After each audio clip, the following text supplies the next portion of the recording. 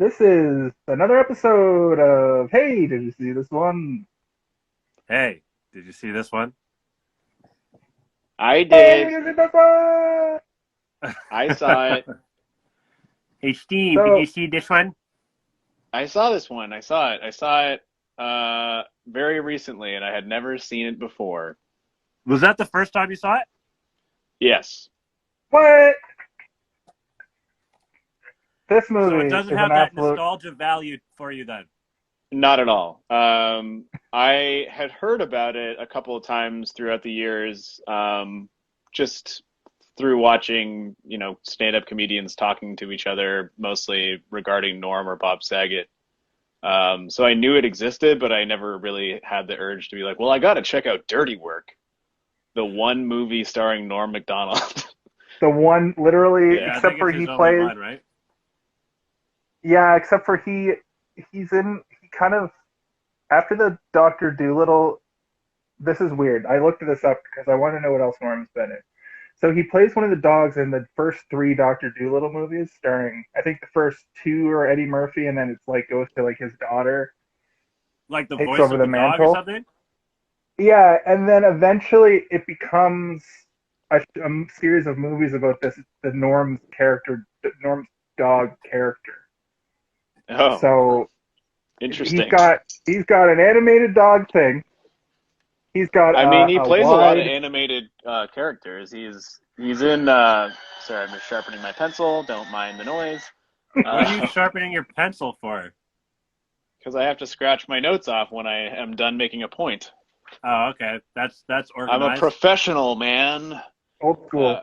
um, yeah, he's been in he was in Fairly Odd Parents. He was in the Family Guy. He played Death in He Family Guy played for a Death little on Family while. Guy famously. Oh, yeah, yeah, Uh, yeah, yeah. That was good. That's um, classic. he was in the Mike Tyson cartoon show. He played the He's the pigeon. pigeon, right? Was it the Yeah. bird? Yeah, yeah.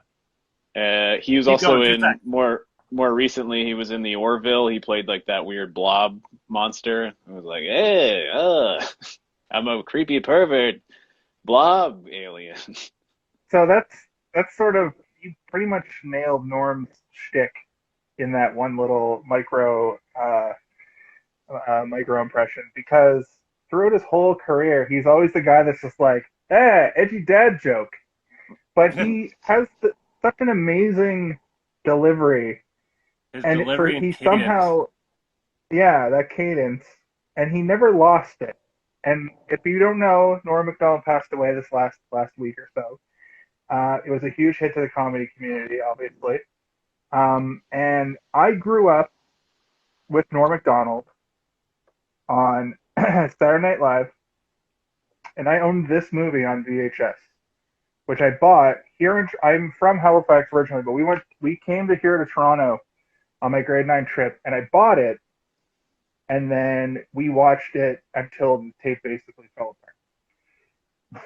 So I've seen this movie backwards and forwards so many times that said, I haven't seen it in probably 15 years, but I've seen this movie so many times that there were little bits in this movie that are part of my vocabulary that I forgot how they got there. Like I say, son of a bitch, bastard, all the time.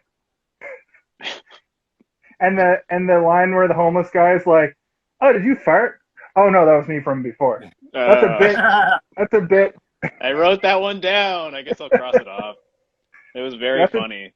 He's like, That's I'm a bit. sure I smell horrible. Also, I just farted. Also, I farted. Yeah, that was one So that I was like, oh, funny. the other thing about this movie that's great is it has the bones of an Adam Sandler movie. It It has a really lot does, of the yeah. same recurring characters. Adam Sandler himself does do a cameo in this movie as the devil in one of the weirdest If we scenes. burn. It Yeah. burns. That's another thing. First we eat the pig and then we burn. That's a thing that I used to say So constantly. I'm sure that that was probably funny to you when you were a kid, which I guess will still hold strong as an adult. But for me, I was like, oh, it's Adam Sandler. Oh, he's doing that old thing that he used to do Yeah, that yeah, yeah, was yeah. maybe funny to people at one point. But to me, it was not funny. The one thing that was funny in that scene is when he looks over, it's Gary Coleman, and then he looks back, and he keeps looking back at Gary Coleman, and at the end, Gary Coleman just starts doing like a crazy maniacal laugh. That was what was funny to me about that whole exchange with his So hallucination. there was a period of time where the hoopty boopity boo Adam Sandler thing was like the funniest shit. It was revolutionary comedy somehow. Now I don't understand it. I don't get it. I don't it's know funny. why it's funny. Because it's it's silly. objectively not funny now, though, is the thing. Yes. And I specifically found the Billy Madison shtick. That was like one of my favorite movies until I realized that movies could be good. I think. Not Yeah, just like dumb, I mean, like, raunchy comedy. I don't hate Happy Madison movies. I think that they're things that you're just supposed to turn your brain off and let the jokes hit you in the face. Like, it doesn't matter about the overarching story at all. You're not supposed to get invested, which is similar to this movie.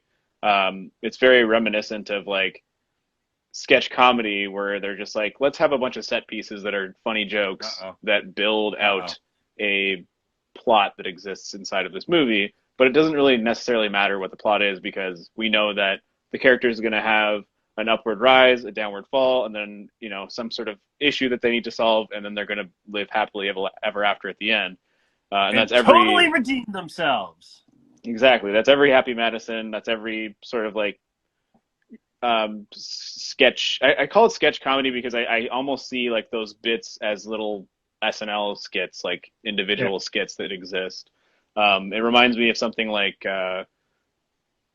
what's that movie called? Don't Be a Menace in South Central Compton. While drinking your juice. Yeah, exactly. I forgot the whole title. I remember the first part. I got that VHS on the same trip that I got this movie, so that movie I watched a bunch when I was younger, and it reminds me a lot of that. It's kind of the same sort of formula. Yeah, no, I mean, the point that I was trying to make is that like this kind of comedy had its like heyday, and that heyday is sort of over, but like it still exists. Like there's echoes of it here and there now. Like Adam Sandler, every time he makes a Netflix movie, it's basically the same sort of style, except now he plays like a millionaire every time. Or I'm really rich. Nobody asks me what my job is. Hubie Halloween from a couple of years ago. Herbie Halloween, what was that movie? Anyway, No, I didn't see that one. I was thinking more boy. about that cowboy one that came out close to the Hateful Eight that has a similar name that I can't remember. The Ridiculous Six. Where it's the same sort of feel, right? Like, you know, it's just funny moments packed into a story that is, you know, if you really boil down the story of Dirty Work, it's like they need to raise $50,000 not to save the old man to get his heart surgery, but to pay off Chevy Chase so that he can pay a bookie so that he's alive to perform the surgery. Yeah, which is a funny concept. He's the only doctor that can do it. If you were to look at this and not really pay attention too closely, you would think the money is going towards to pay for that surgery, but it's not. It's just going to make sure that Chevy Chase doesn't get murdered by the mob. And then he does it for free. He does the surgery for free is what I get out of that. Yeah, because he's basically paying with his life, the fact that he's alive. Yeah. I think that Chevy Chase's shtick in this movie was the funniest part of it. Like every time you see him, he has like a new injury. And that was great. The first time you meet him, he's like, "Are you a gambling man?" He's like, "I guess so, yeah." And he's like, "Well, if I was to make a bet on your father's chances of living, I'd say he's probably going to die. Safe bet on death." There's so many little jokes like that strewn throughout the movie, like how the grandfather was like, this is another one me and my buddies used to do all the time when I was like 15. I'll give you a hint. It rhymes with cock.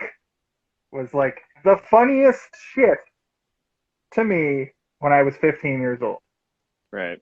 I think that like it's weird because like that kind of stuff, I'm sitting there and I recognize that it's funny, but I'm not emoting at all. Like I'm sitting there watching the movie, like I can see that this was a funny moment, but it's, you know, and it is funny. I'm not going to say it's not funny, and I'm not going to say that anybody's wrong for thinking it's funny, but to me, I did not laugh out loud. But then something like the moment where he's like, I don't like hanging out with your dad. He's you know, he's creepy. You know, well, he creeps the hell out of me, to be honest. Just that little tiny, he creeps the hell out of me, to be honest, is so funny. And like, I literally laughed out loud at that part. And then it's followed up with the old man like saying like, "Oh, and I just want to apologize." For what? For being such a creepy old man. I can hear you think I'm dead. Yeah. Like that's a that's a joke that like is set up, paid off within the same scene, and it also it's funny because you don't really expect it to cut. You don't expect it coming. Like every movie you ever see somebody whispering about somebody else off to the side, they're not meant to hear it, and the fact that they're in the same room so close, it's one of those moments where someone would be like, "Oh, he would be able to hear him from that far away," and it's like they realize that in the writing, and they're like, "Well, he did hear him, and now he's gonna literally put you in a headlock and like box you." One of the things early on, you know, they have that little series of their revenge plots when they're kids at the beginning of the movie.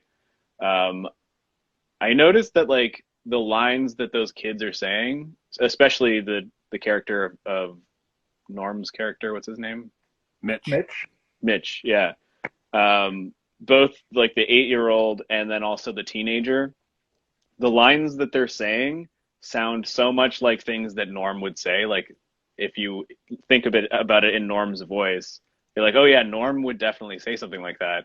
But it's unfortunate to me that like they didn't sit down with those kids and like just try as hard as they could to like get them to sound more like Norm's delivery.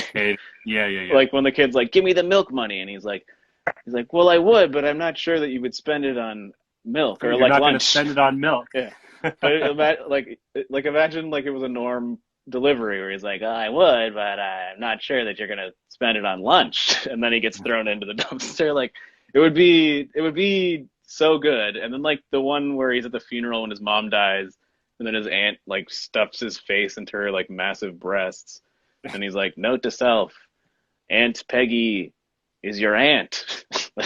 You're like, that sounds like a Norm line, but it doesn't sound like a Norm line coming out of that actor.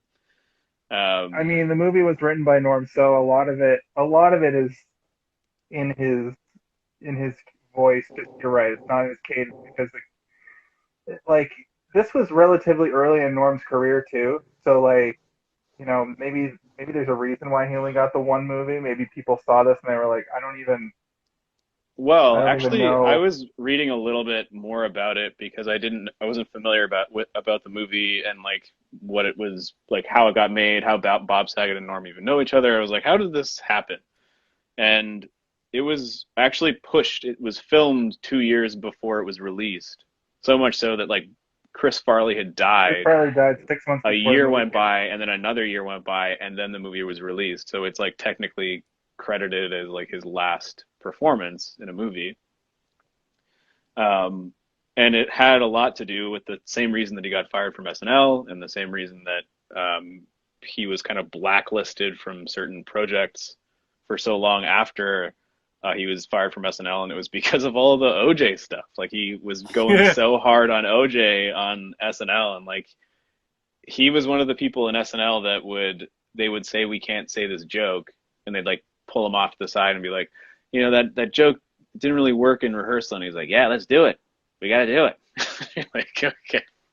And then he would just do it. He would just do the jokes during the show. And this one guy, I forget his name, he was like like an NBC executive or something, and he's the one that like completely sort of blacklisted Norm and was like behind the scenes making it extremely difficult for this movie to get released. And I believe, I'm not 100% certain, that he was the one that ended up sort of snipping this movie's wings, so to speak, because this was supposed to be a full R-rated movie, and it's a PG-13 movie, and you can only imagine how much more vile this movie would be. I mean, you can say vile. I mean, you can say better if you want. I would say vile. It's already pretty vile for a PG-13 movie. But yeah, I mean, it would be a lot more raunchy. And I think that's what Bob Saget was trying to do, because he had just finished, like I think about a year before the filming of this movie, had just ended his America's Funniest Home Videos hosting spree that he'd been doing for like I 12 think years or I whatever. think Full House even lasted until what year did this movie come out? 94? 1998. 1998? Okay, yeah, you're right. So yeah, 98. So I'm pretty sure that he only had a few years in between Full House, and is he known for directing anything else really? Um, Bob Saget? Not really. I couldn't find anything that was like super notable. which is crazy because if a lot of people know this, but a lot of people don't know this. But Bob Saget's stand-up is the complete opposite of his character of Danny Tanner, and even his like, I'm gonna make dumb bad jokes over YouTube videos, basically on America's Funniest Home Video. He used to tell jokes and still tells jokes about like fucking everybody on the cast and like Hitler jokes and rape jokes and just like all this Yeah, disgusting you can shit. tell where all of the the underlying humor of this movie comes in. Yeah, He's trying to reestablish himself as like an edgy comedian by directing an edgy comedic movie, but it ended up getting slowed down by studio stuff that had them force it to be PG-13. And like as much as there is still like a bunch of like edgy stuff in this, like a lot of this stuff for PG-13 would not get away with it now, and a lot of it would just not get put into a comedy now. Like we've sort of evolved beyond the before we get too far beyond that, Kaylin, did you have this movie growing up? Like, did you watch it 1,000 times when you were a teenager? I was actually a little late to this movie as well. I didn't see it when it first came out. It's one that I got on DVD probably, I would say maybe 10 years after. So like the late, like, or like 2000s or whatever. So it doesn't have as much of a nostalgic feel for me either. Watching it though, like I definitely, get those old school vibes of like, the comedies from back then. And I definitely had some moments where like I had like a little kind of personal chuckle kind of thing. Um, not too many like huge guffaws, if you will, but definitely some good personal chuckles here and there throughout. what is a personal chuckle? Like you laugh and then look around to make sure no one saw you laughing at Oh, like a it. sensible chuckle. Like Okay. most of my laugh out loud moments came from like Artie Lange in this one, because he plays the straight man, which is fucking crazy. He's like never the straight man. And his scenes where he punches people and his hat falls down over his eyes just Yeah, made me laugh I out have that loud. written down as well. Like he punches several people, and every time he punches someone, he's wearing a weird hat, and it always like falls off, and he has to like fix it. And his chaos, the scenes that he's doing the dirty work are so chaotic. And I thought that there was a lot of chaos with just these like montages of them doing pranks. And I thought that his moments in those were the most chaotic because he's this big fat guy, blowing holes in walls and punching people out. There's that scene towards the end where he goes to the security guard and he's like, I got a shipment. I got to bring this box in. And the security guard's like, no, get out of here. And he No, he punches said him out. the security guard says, "What's the company name?" He doesn't tell him Oh, to leave. He just asks him a very normal question. he punches him out, and then Norm pops out of the box, and he's like, very clever. That made me laugh out loud. And movies like these old comedies, especially ones I've probably seen this movie 30 times. Um, they don't they don't make me laugh out loud very very often. And this one, I did find, like Kalen said, some very personal chuckles, some very sensible chuckles, Right. as I also like to put it. Listen, I'm not one to rag on anybody else's humor. Like what they think is funny is what they think is funny. It's fine. I just think that like for me to watch it now, as much as I like Norm, a lot of the jokes, if Norm was not delivering the punchlines, or if he was not the one that was kind of at the forefront, ahead of the ship, in the delivery of a lot of the jokes, I don't think that I would have been like, what am I watching? Like, I need to not watch this. This At is least I bad. didn't get my nose bitten off by a Saigon whore. Yeah, I You wrote. bastard! Yeah, I saw you there. Yeah. So that's again, like I wrote down they say whore way too many They times in say this whore movie. way too many times. They say it Although it's I funny, probably like Chris Farley 100 loves times. saying it. Like it's crazy the amount of times they say it. when he's getting all the hookers ready to do the prank on David Koechner, who I forgot was in this movie as the used car salesman that fucking Champ. connected some wires. When he goes, okay, prostitutes, that I did laugh out loud at that because it's such a like weird thing to say, but that's totally Again, a Norm humor. it's a funny thing for Norm to say, but it's not a Yeah, funny thing that like one of the things about Norm, I think that will go on because like Norm Macdonald is one of those comedians that I'll put on his talk show appearances more than I will his actual stand up or any of his like actual theatrical performances because I don't think that he's a great actor. I think that he's a great deliverer of humor. he Like he he gives you delivers humor. lines. Yeah. Yeah, and he does it in a very funny, weird way that is like so outside of what you expect from a comedian. Like we watched Cable Guy last time, and like Jim Carrey is just like aggressively funny with like literally his whole body is funny. And then you look at Norm who like almost doesn't move, and he's just kind of like, oh yeah, well, and like you can just his presentation of words is what's funny there. Like Because when he Norm is okay, like, so one of the examples is like when he's losing, like I think it's very funny when his girlfriend's throwing out all of his clothes and people are just taking them and putting them on and like walking by him. Like that's pretty funny. And he's like, "Oh, Hey, it's that's my my shirt. Canadians jersey." Give Yeah, me and then back he's my like, "Hey, you're shirt. wearing my shirt. That's my shirt." And the guy takes it off and he's like covered in hair. And he goes, I was "Ah." And the I was guy hands talking it to to him and he's somebody like, else "No, that's I was talking different to than somebody you. else who is different than you." It's just like that's very funny. But in the hands of somebody else, like how would Jim Carrey do that? He would like scream and grab at his face and fall down to his knees and then probably take the shirt and then like burn it or something. Like it would have to be way more over the top for that to be funny rather than him just saying, I was talking to somebody else who was different than you, which is like it doesn't even make sense, but it's funny. Um, yeah, another one that got me was when he's like, "Hey Mildred, Mildred, yeah, I was hey gonna bring Mildred." that up as well. Hi, She's like, Mildred. my It's like name's that's my name's not my not name. Mildred. I think you might have forgot my name. And he's like, no, you never told me my name, so I just guessed. And it's just like, The novel yeah. approach. And that's another one of those like weird things in a movie where somebody yells at another person's name. It happens in so many movies, but the fact that like he didn't actually forget her name, he just made up a name is funny. It's a funny thing, not a laugh out loud funny thing, but a recognizably funny thing.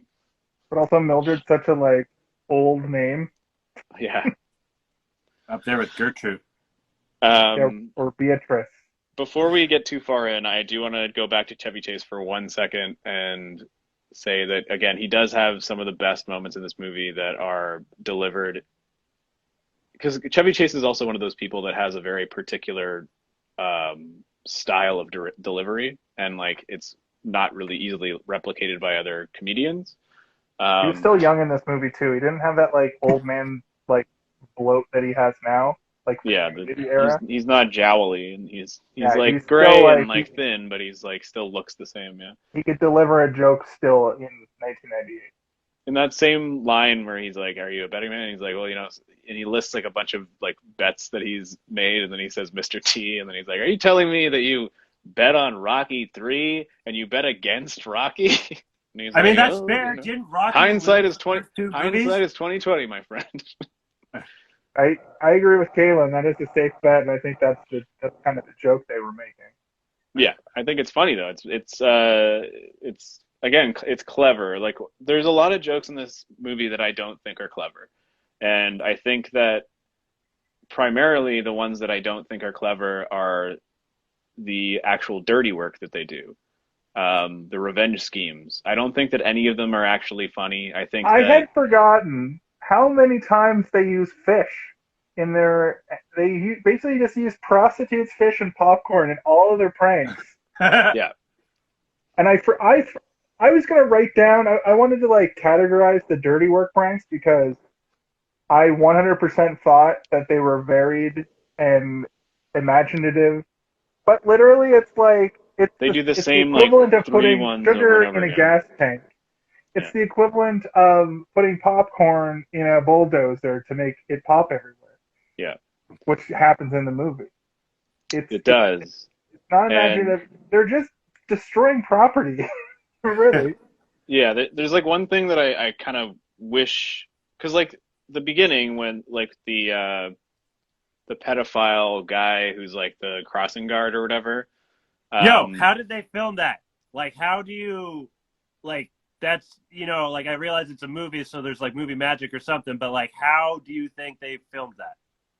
Like, that's inappropriate. You know what I mean? He just grabbed the oh, pants of his butt. What do you mean? Like, do you think I they have had several something answers stuck? for you. One, it was the 90s, and two, there are things called consent forms that parents sign. Three, it's just they just did it. Like they just did it, and it's an actor. Do you think they had something stuffed in there though, or like, what I mean, Like like some padding, like extra? a fake butt. Yeah. No, he just had his hand like he was just grabbing the like pants part. Okay. Yeah. Wait, are you talking about like him touching the butt? Or are you talking about like how his hand was stuck to the pants? Well, no, like that's like was he, was there? My guess was that there was some sort of padded thing in there that he grabbed onto, so that he wasn't Oh actually no, it was like probably he was creating a probably just barrier. no, he was probably just grabbing the butt and like they probably sat down with the because he grabs one kid's butt and then he grabs the kid playing Norm's butt. It's not like he's grabbing like 20 kids' butts. They Yeah, yeah, probably yeah. sat those two kids down and were like, okay, this is what's going to happen in the scene and it's going to be funny and like, nothing weird is going on. And your parents are here. Like it's inappropriate, yes, but it's also like I think when you're in a studio situation, like there's like 100 people around, it's not as like creepy as just a random person grabbing your butt when you're crossing the street. Um, anyway, so that joke is, I don't think that that would get put into anything now, but that revenge No. plot is like one of the only ones in the movie that I think is like creative beyond anything else they do, where he like puts super glue on his pants and then the guy grabs his and his hand is stuck and then he starts yelling almost like a newspaper kid from back in the day, like, Extra, oh extra, yeah, this kid's actually there's grabbing, a there's this an old man adult is grabbing an grabbing my 8-year-old ass. butt over here. Everyone look around. And like I thought that was pretty funny. But then the joke that like comes up right after that is him and Artie Lange's character putting like four pistols into like The Yeah. into like bully's a desk. bully's desk, Yeah. and like I think that that's like one I was like okay that's kind of funny, but like at the same time That would would never never happen fly. now. Yeah. There's the joke where Norm, when they're in prison and Norm gets taken away by the dudes and then comes back and he's like, "I'm very disappointed in you. How, how dare you do that? How dare you? Ridiculous. Ridiculous." I thought that was a good way to like do a rape joke, but at the same time, I've never seen a rape joke again in a movie. Yeah, You know and I what think hurts it's the probably most? The because lack of respect. The Well, lack of respect. other than so that other thing that hurts was the another one most. of the that was another one of the moments where I was like I see what they're doing, and it's again one of the examples of an inappropriate joke that is, impossible to exist in today's world being acceptable because of his delivery. Like that, the yikes moment of it is gone, and it's just like instead of him being so upset that he got raped, he's just disappointed, which is like Yeah. funny. Like that's a funny thing, but unfortunately I don't know. Rape is just kind of a hard thing to ever make funny, and I don't think that anyone should try because it's a terrible, terrible thing. Yeah. Sorry, I'm not trying to like shit on what people think are funny and whatnot. I'm just like trying to voice how I feel about it, and I think that's the point of this, is it not? Oh, absolutely. And Discuss our we talked about, feelings, help introduce yep. movies to people who might not have seen them before. And well, like you said, this is your first time seeing it, so it's like Yeah, we introduced you to it almost. I'm not sure if this yeah. is going to mean anything to you guys, but Pops, but like when we first see him, he gave me Master Roshi vibes. Now I don't know if that means anything to you guys I haven't seen Dragon Ball. I know who Master Roshi is. from Dragon Ball, right? So like, Yeah. because in the cartoon or like manga or whatever, like he'd be watching those workout videos, and like it just Yeah, I all do know like that about sex him. and shit.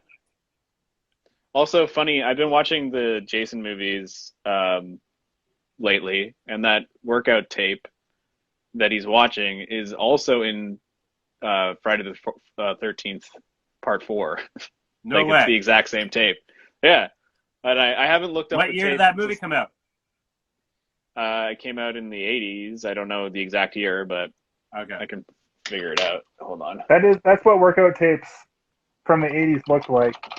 They used to show that would be on like super early in the morning, and now you look at it and it looks like it looks like adult entertainment because of what their aerobic 1984. the Okay. move the Oh yeah, movements that they're doing. a But the lot of the thing aerobic. is like in the 80s, women used to actually put those on and exercise to them.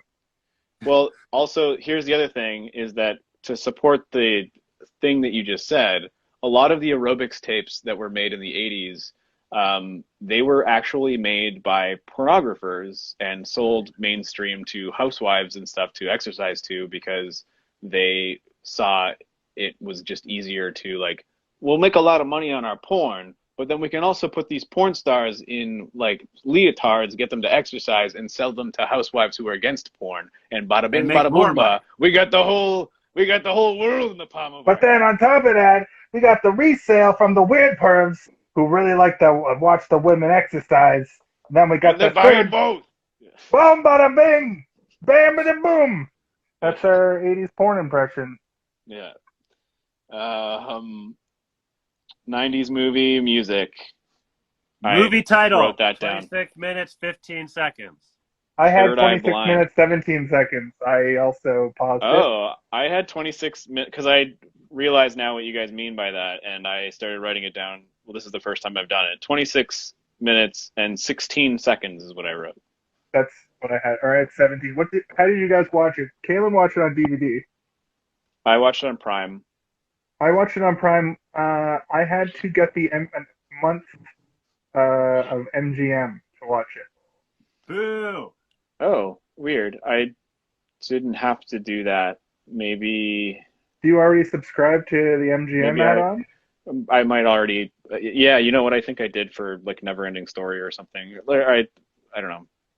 It turns out though that MGM has a lot of dope shit on it. I noticed UHF is on there, and I'm probably gonna watch that this week. We get all the Bond movies too.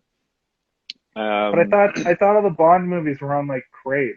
oh wait, yeah, you know what? I think they bought HBO or not HBO, Warner Brothers. I think just purchased all of it. Yeah. So we're not going to get that lion roar at the beginning of our James John movies anymore. James John. It's me, James John, spy extraordinaire. Um, the crux of the movie is that they need to pay Chevy Chase so that the bookies don't kill him. I already said that. Um, oh yeah, I do have to bring up that, you know, as we were talking about Cable Guy last time, how that movie was impressive for the fact that it somehow got through an entire movie without having any sort of light sprinkling of transphobia or homophobia, but this movie is just lightly sprinkled with it all the way through. And then there's like the one big one, which is the movie theater, where it's like men in black who like to have sex with each other or whatever, Yeah, which is Note like, to self, Sam looked at the screen. yes. And which is that's your inherently classic gay homophobic. panic, where it's like, you know, I guess fine. It was But here's probably the funny thing. at the time. Here's the thing about that. I'll play devil's advocate on this one. If you went to the theater and you were expecting to see literally just men in black, and then they played a gay porn, or any porn. Forget the fact that it was gay porn. I think that's still a good prank because of how outrageous. I think the joke was that they were literally running out of the theater because it was gay porn. But in my devil's advocacy, I think that any old lady who is in the theater and pornography comes on, they might run out of the theater. Have you I ever? didn't. Oh yeah, and I bet you that scene was written in with the intention of like Don Rickles' character gets trampled and it's funny. Like the explosion and him getting knocked, because him falling backwards and like everybody trampling on him, Clearly a that's what's double. funny about that scene. But There's a I lot would of also Norm's doubles argue in this were hilarious. I would argue that the the reason that they're leaving the theater is not funny to me, but him getting blasted by blasted backwards, all the drinks and popcorn flying everywhere. Visually, it's funny. That is funny, but the stuff before it is just like you could have put anything there. It could have been anything, and like they could have put a snuff film. That's Snuff, tough. hilarious, right? Are we gonna say, Kalen? Have you guys ever been to a movie where like audience members walked out of it? Yeah, I've done it. Yeah, I saw some like an old couple walk out of the Simpsons movie, I think. Okay. They're like, this is Um, not as good as the Conan era.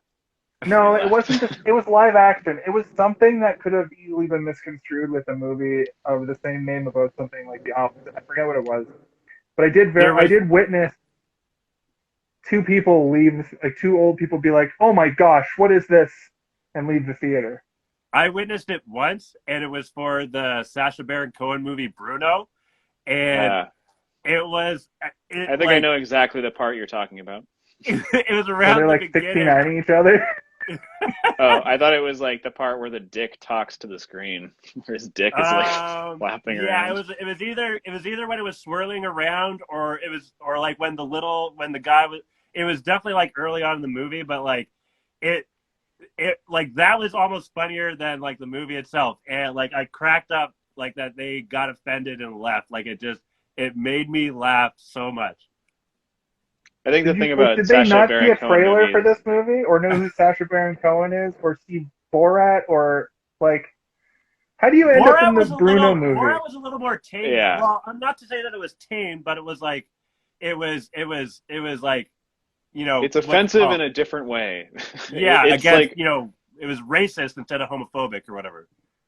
Yeah, yeah. Well, the thing, like Sacha Baron Cohen it's different than this type of movie because he's specifically attempting to offend people on purpose, and the humor comes out in it being sort of a reality based thing where he's tricking people into being homophobic in real life based on the Yeah. characters that he's portraying. He himself is not homophobic. He puts people into situations that are so extreme that it brings out homophobia in people who would otherwise be like, no, I'm not homophobic. And then it's like, oh God, maybe I am. and that's the Borat character. He does that for rednecks to show their racism and their Yeah. xenophobia, and Xenophobe. That's the there's word. yeah, it's good that he does that, but it's there's that one gag. I know it's not really a gag because it's like very sad, but he has the person. It's on This Is America, and he has he's the Israeli dude. No, he's the anti-BLM redneck guy, and he tells this other redneck that he's put 3 kill switch bombs on 3 BLM Antifa protesters, and he's like, all you have to do is press these buttons, and they'll die. And the guy presses the 3 buttons without hesitation. Ugh. And I saw Sacha Baron Cohen talking about that in an interview. There's this great series on, I think it's GQ on YouTube or maybe Vanity Fair, one of those two. And it's called Actors on Actors, and it's just Yeah. an actor talking to another actor. And this one was Don Cheadle talking to Sacha Baron Cohen. One of the best, like, 2 actors talking about their craft things I've ever seen. Besides, there's another It's one such where a it's like around. a different, like the pairing is so interesting too because they're so sort of far apart in terms of what they do. I think that's the gimmick. I think it's Yeah. just like two people from a genre that are far apart, and you wouldn't normally get to Yeah. see talk to I each mean, other. yeah. I think that's totally. I might have to look that up because that's very interesting to me. The There's Shia that round LaBeouf and table of comedians as well that I think people should I've check seen the out. round table ones for like directors and actors, and yeah, I've seen all those ones. But I didn't know they do like a one-on-one thing. That's kind of more interesting because like the round table ones are interesting, but it is clearly very edited, and at the same time, it's like sometimes you want to hear what Ridley Scott has to say, but he's too busy like chewing on walnuts or some shit, and he doesn't give a fuck about what they're talking about. And you're like, I want to hear what Ridley has to say about this.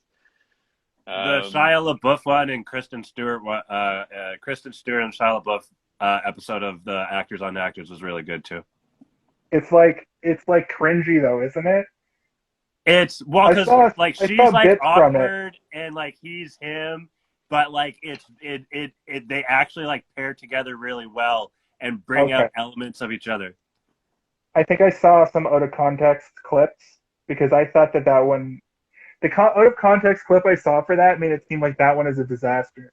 But on your recommendation, I'm gonna watch it probably right after this because I'm interested now. I recommend it. So we got about 15 minutes left here. These things fucking fly by, my friend. G7. You hit You pressed G8. G8. If you like pina colada. I noticed. Okay, so in that part where he's like, "Looks like there's gonna be a fight. You're gonna put on something good," and then he like turns to Hell her and he goes, yeah! "Yeah!" But like the guy who's the bartender is like his eyes go so wide, like it almost like seems like maybe He that wasn't guy ready didn't for it. realize. Yeah, he No, didn't realize that Chris Farley was gonna yell in his face, yeah, he wasn't ready which is for it. pretty funny. It, Also, it, Chris Farley is absolutely vile in this movie. I am disgusted by him every single moment, and obviously it's sad that Disgusted in a good way. yeah. I mean, you're supposed to be disgusted by him. He when he yeah, turns and his nose is all just like you're like, yeah. oh my god, how do they do that? And But then when like he's really, talking it's about just his like his friend, natural nose ends, and they added stuff, but it really looks like his nose is supposed to be longer than that. he's talking And about his friend who lives in the Y, and he keeps listing off disgusting things. oh god, yeah, they drained his knee the other day. And his It feet was are st- bleeding. Yeah, it I was get it. starting to get I pretty get it. ripe. Yeah. I don't want to stay with you. Yeah, I was never really a huge Chris Farley fan, but I've met people that are, and they're so passionate about Chris Farley, and they've shown me like all the clips and like everything that he's been in that they love, and I've seen him in all like the old Adam Sandler movies, which I've seen all of them. I like some of them, but I feel like I'll feel the same way about this movie if I go back and revisit a lot of them. Like if I go back and watch Waterboy and Billy Madison and all that, like I'll probably not be as entranced by the humor as I once was. I You might feel have like had to be there Waterboy for Chris still kind of Farley, holds up unfortunately. though. Waterboy was What? like one of the last few good, like, not to rag on Sandler or anything, but Waterboy was one of his last good ones. Wedding Singer was great. So I Yeah, never really that's liked not really an Adam Waterboy. Sandler. Even That's as a kind of like kid, I Punch was Drunk Love. uncomfortable by it. Like I was made uncomfortable by Waterboy as a boy watching Waterboy. I was like, this is uncomfortable. Also, my last name is Waters, and for a good 5 years, people called me Waterboy, and I Hey, was it's Is like, Kaylee related to Waterboy. you? Kaylee is my sister. Yeah. Hi, sis. Little Nicky was kind of that where it changed. Little Yeah. Nicky I was like liked Little still Nicky though. okay. I liked Little Nicky. I love it too. But after that, that's when it really he did that, and then I think then he did Punch Drunk Love, and Punch Drunk Love then is the actually really hacky. good. PTA, Paul Thomas Yeah. Anderson. Yeah. Yeah. I mean, I don't know. What was the point I was trying to make? Oh, yeah, the Chris Farley era. It ended here. This is his last movie, 1998. I was still a young kid. I didn't have that like ingrained like, oh my God, he's so funny from SNL. Like all the like down by the river and like all that kind of stuff. Like I see it and I'm like, I get it. It's funny. One of our friends, Andrew, he dressed up as Chris Farley once for Halloween as that character. What's his name? Like Matt Matt Bauer? Foley. Matt Foley. Okay. Yeah, and like he did I the was whole there. down by the river thing in the kitchen, and I had seen the clip, and him doing it in front of all of us was like the funniest thing I've ever seen. I was like keeling over with laughter, but I laughed harder at him doing it than I did at the actual skit in SNL. So like that kind of like unlocked this thing in my brain of being like, okay, so I get it. Like I understand why it's funny. Um, but it's also, it's shitty because you never know. He could have had an Adam Sandler-esque career where maybe he would do some dramatic comedies or even then just straight dramas, or like you look at someone like Robin Williams, like his career went crazy for a little while, or Jim Carrey, and he was exploding, right? Like he was supposed to be Shrek. He was like halfway Chris done Farley? recording. Yeah, he recorded half of Shrek and then he died, I didn't and know then that. they had to just they didn't have Yeah. enough to complete the movie, so they had to go to Mike Myers, and Mike Myers finished it, and the entire movie became different Did tonally, it so they had to change? do Like, all I'm these assuming different. the vibe of it probably changed then, eh? Yeah, so like Farley was I doing a won. Farley voice, like he was doing sort of like his calm Farley voice with his crazy like ah I stuff wonder for if the ogre Fat themes. Bastard in that case. I wonder if he still would have done a Scottish accent, and I wonder if Fat Bastard would have been Chris Farley in Austin Powers. Oh, interesting. I could But see well, I that. mean, the thing is that Mike Myers had done his Scottish in So I Married an Axe So I Murderer. married an act. Yeah, that's true because he plays his own dad in that or something, right? Yeah, yeah. So he just loves doing that accent. So I think that it probably would have been the same. But I also think about, like this is kind of a weird thing to think about, but I put in parentheses like Rob Ford. Imagine Chris Farley was alive during the Rob Ford era. Remember He that? would have. They would have brought him back. Those would They have would been have brought him awesome back to skits. SNL every There would week have to been do a so Rob many Ford. SNL skits of Yeah, just Rob Ford, and it would have been Chris Farley every single time. absolutely. They had that other guy doing it, but like if Chris Farley was doing it, he probably would have killed it. He would It have would have been fallen so through funny. so many tables as Rob Ford, and it would have been him falling Remember? through tables was one of the funniest things to me. Yeah. There's a very funny scene at the beginning of Black Sheep where he's he's partying in like a frat and he takes a giant beer bong rip or a regular bong rip and he just does like a Peter Griffin through a table, and I think that's where they Oh, got the yeah, yeah. Peter Griffin through a table bit from. Did you like Like Tommy he's Boy almost over Black Sheep or Black Sheep over Tommy Boy? or maybe it is Tommy Boy. I think it might have To been me Tommy they're Boy. like I think They're this is when he identical. was in they're so college. similar and came out so close together in And childhood they're that they both seem like they're the demonstrate. same movie. Yeah. They're both Yeah, what? they're so close together and they're so similar in tone that in your brain as like for me, I don't know the difference between Tommy Boy and Black Sheep in my brain because I've seen them Tommy Boy's both. better. Fat guy in a Okay, I believe little you. Yeah, I think Tommy town. Boy because Tommy Boy is a road trip movie. Yeah. Well, they both. Okay, Well, I think they're both kind that's of where they road have like trips. the Though. garbage bags on the windows and they're driving. I Because of the remember that deer, stuff. they hit a deer and then they try to bring the deer and then the deer freaks out. I honestly, Oh, I used to own both of those movies on VHS as well, and I cannot, for the life of me, tell you the. I know the plot of Tommy Boy is that he has to take over for his dad, and the plot of Black Sheep is like he politics, has to right? not mess up Like his dad's camp. No, his brother's campaign. right, Yeah. right, One thing I got to and say in about both, Dirty Work though, the no. no, Have you ever robbed a bank? No. Have you No. ever climbed Mount Everest? No. Have you ever said you can see how women find Burt Reynolds attractive? No. no. It's Sean Connery actually. Ah, damn it, you're right. And then later, when they're destroying the house, he sees a like from Russia with love poster of Sean Connery, and he's like, and he takes it and like runs out of the room with it. It's a good callback because he's gonna masturbate to it later or something. He loves Sean Connery.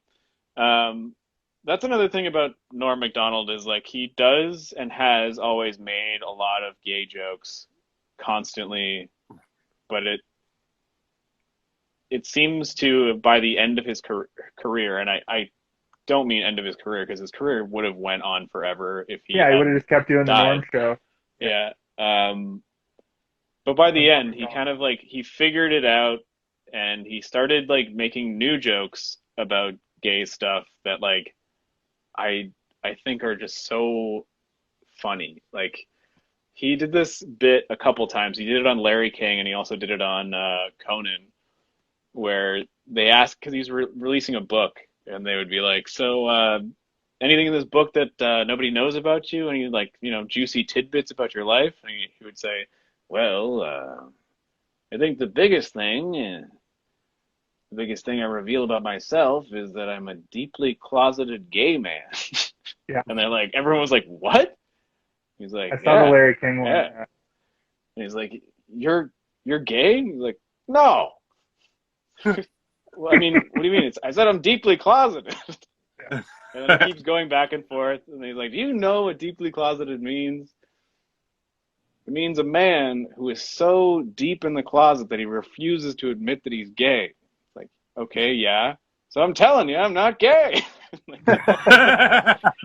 It's, and it's just like, it's such a simple, funny concept of like he was probably thinking about it one day, being like, "That's funny," and then like just figured out a way to goat other people into like getting him to like keep doing this joke. It worked way better on Conan because he tried to do it on Larry King as well, and Larry King was And just Larry like, King doesn't really "Oh, understand comedy. He no," doesn't he's like, understand like that he's "So being you're gay joked around then?" with.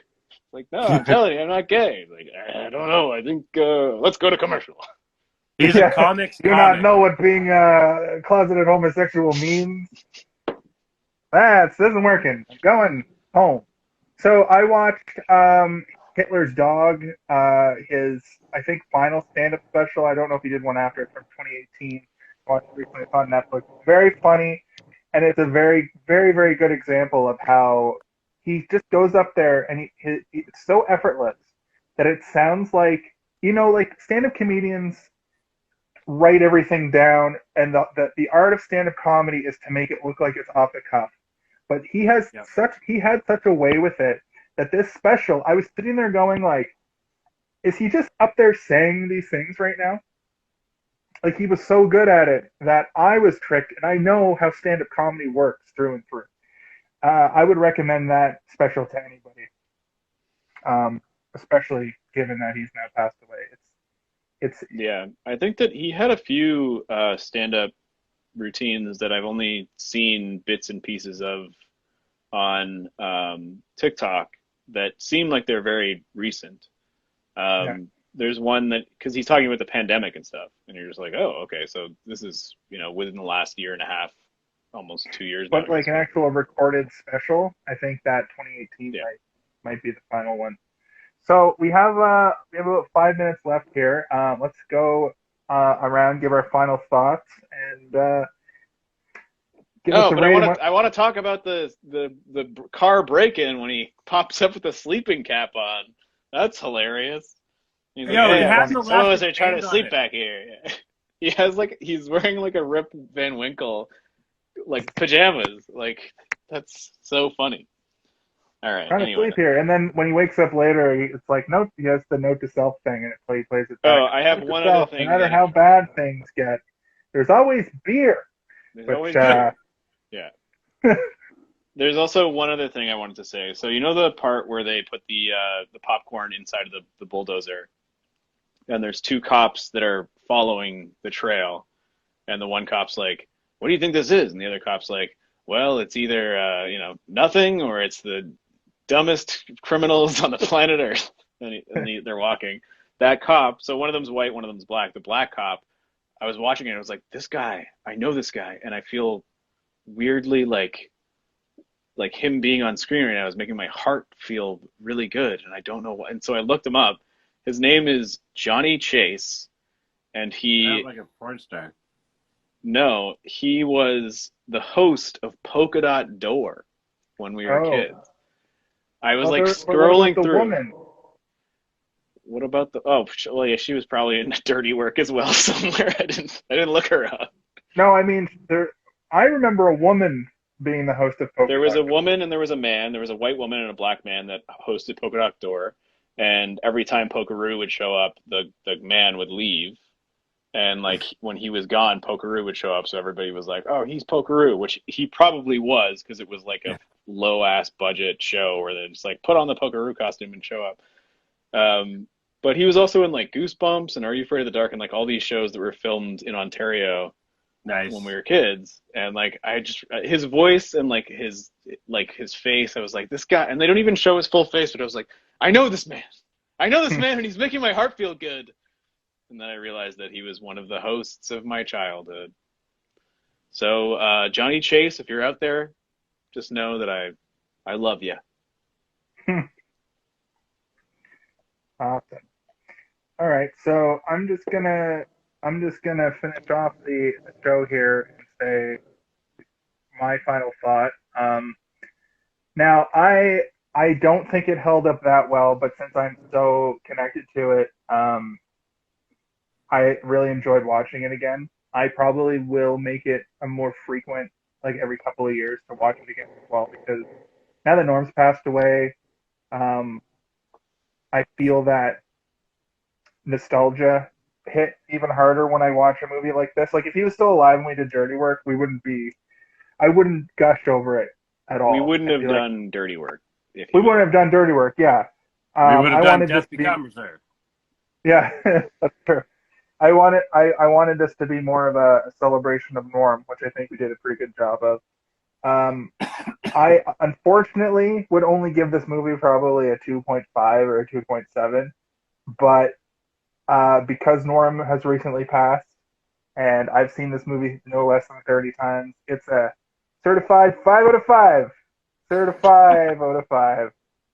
But really, it's realistically probably like a 2.6 or a 2.7. Right. Kalen, hit me with your final thoughts, your rating.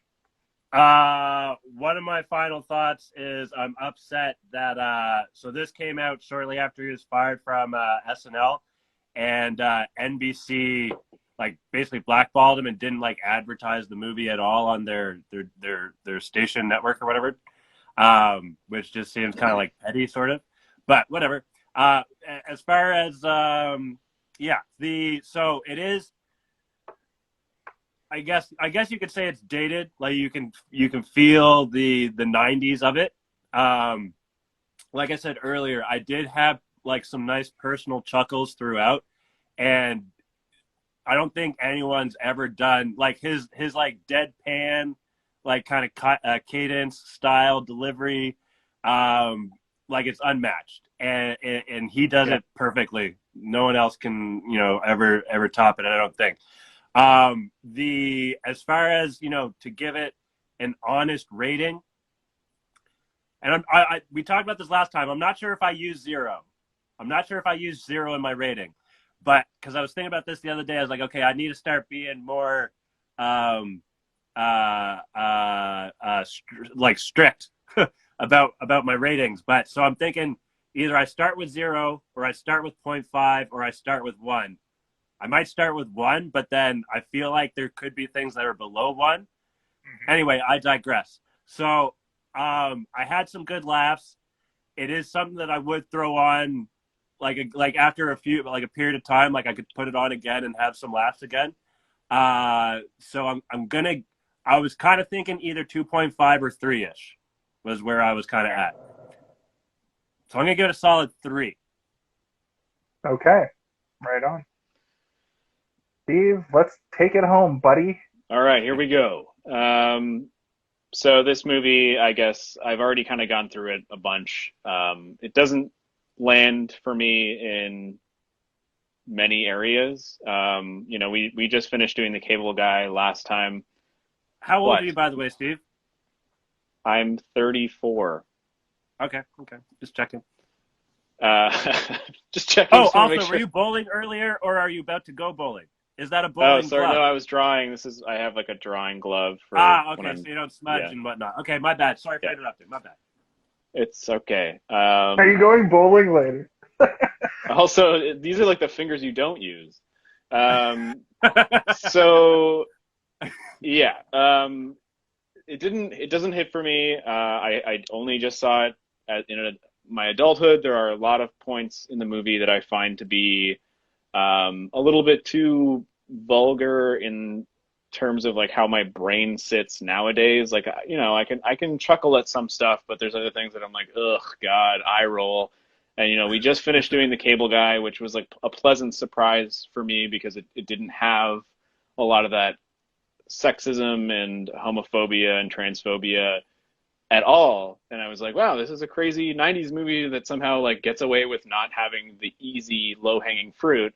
And this movie is almost continuously low-hanging fruit. But then there's also stuff that like genuinely makes me laugh. You know, like when they put all the fish in the mansion and then like the weird mafia, like a secondary movie comes in for a second and they're like, yeah, it looks like good stuff. And they're like, smells like fish in here. And then it's like, what is that? Some sort of code? Or something? Yeah. And then they just like, they're standing there holding the fish and there's like a crazy mob war happening outside the room, but you don't see any of it. You just hear it. Like, that's funny and I like it. The Gary Coleman stuff bringing in funny. a chainsaw. Guys, put the chainsaw down. He's got a grenade.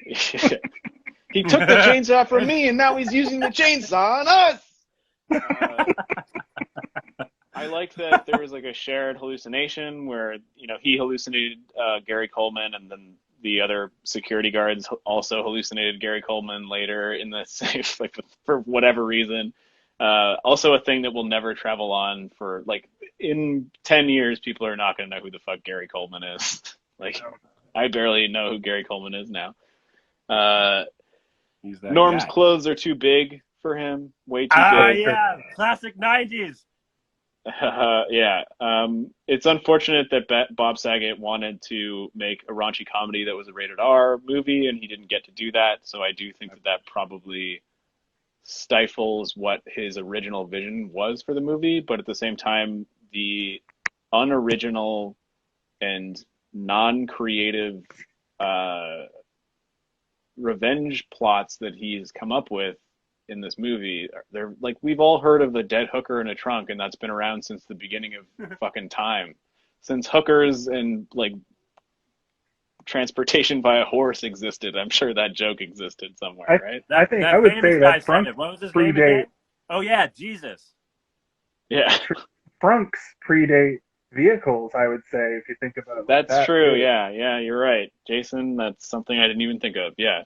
So to me, that's, you know, it's just sort of indicative of like the movie has some really creative moments, and I listed them throughout this review, but there's also like the set pieces, the big moments that just don't really do anything for me. Like when they're bashing through that house, the only thing that I thought was funny was when he finds the James Bond poster. And I was like, oh yeah, that's funny to me. That was the only thing that's funny. So yeah, anyway, again, I think that a lot of the jokes in this movie would literally fizzle into nothing if it was not coming out of Norm Macdonald's mouth. He's one of my favorite comedians, but also just like conversationalists. His podcasts and his appearances on late night talk shows are some of the most interesting things you'll ever watch. And that is the only reason why this movie kind of had me get all the way through it, is because it was Norm saying the stuff that was being said. But that being said, I'll probably never watch this movie again, and I'm going to give it a 1. I'm sorry. Wow. Well, you stuff your there it is. Sack.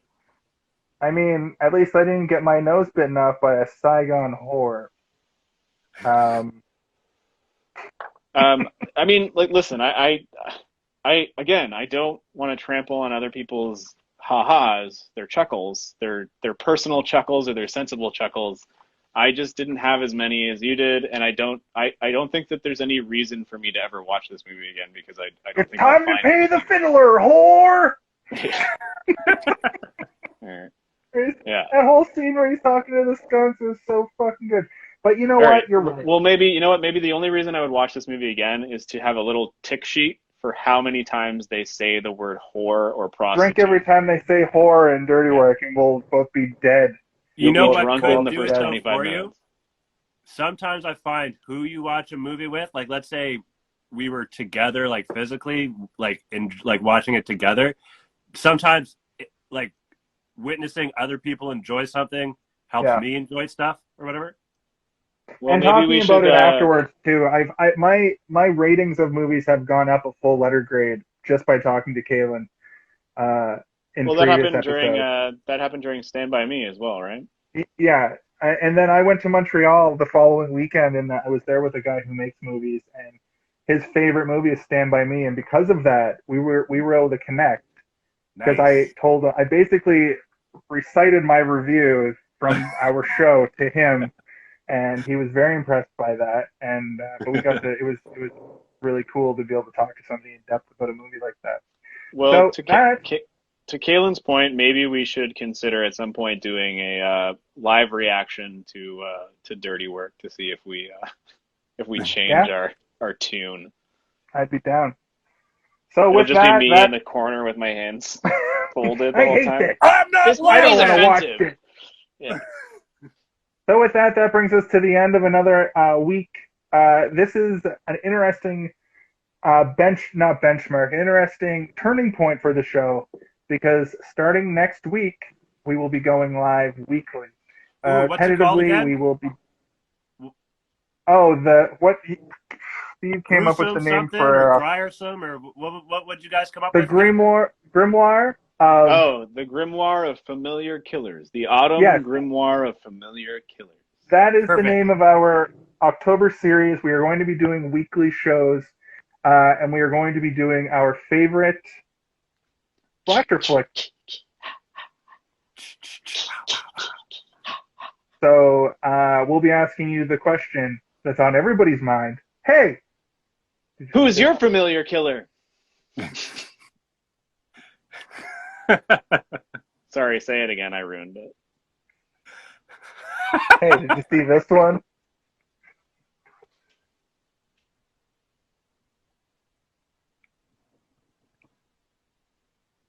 Hey, did you see this one?